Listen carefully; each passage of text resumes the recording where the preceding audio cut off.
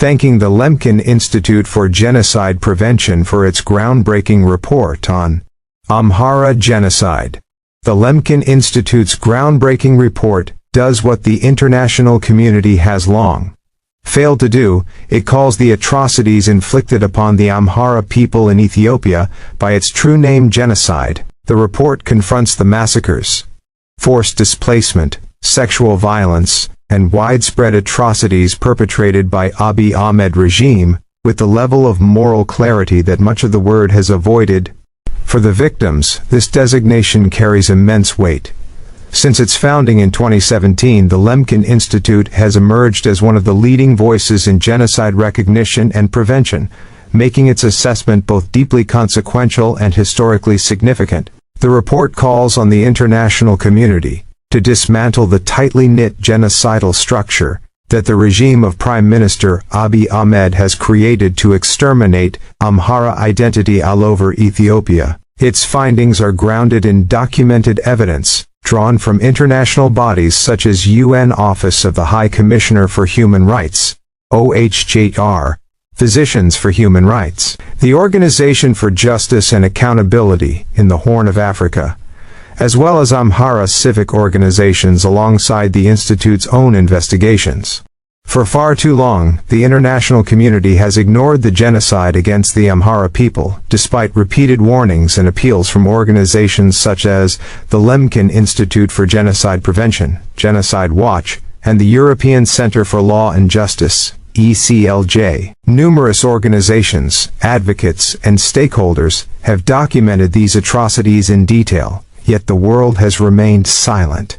As the latest Lemkin Institute report makes clear, this continued inaction has only emboldened the Abiy Ahmed regime to escalate its genocidal campaign. The consequences have been catastrophic: tens of thousands killed, millions displaced, sexual violence on girls as young as 8 years old, thousands imprisoned under horrific conditions, and more than 5 million children denied access to education. The Lemkin Institute report meticulously details the systemic nature of the Amhara genocide, identifying the state and non-state actors involved.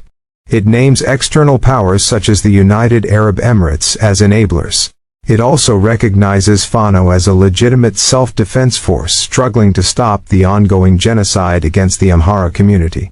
After the Rwanda genocide, the world vowed never again, yet today, that promise rings hollow. What meaning do international law, genocide conventions, and the founding ideas of the United Nations hold if the international community remains silent in the face of crimes against humanity? When moral responsibility is abandoned and legal obligations are ignored, the very institutions created to prevent genocide lose their credibility, and never again becomes not a principle, but a slogan betrayed by inaction. The urgent task of stopping the genocide against the Amhara people is long overdue. The cost of continued inaction has already been measured in countless lives destroyed, families displaced, and communities shattered. We therefore call on the international community to move beyond statements of concern and act decisively on the recommendation outlined in the Lemkin Institute report. Delay has only enabled further atrocities. Meaningful action can no longer wait. Amhara onNet, as an Amhara civic organization, expresses its profound gratitude to the Lemkin Institute for its exemplary report, and for calling on the international community to act against Abiy Ahmed's regime genocidal crimes against the Amhara people.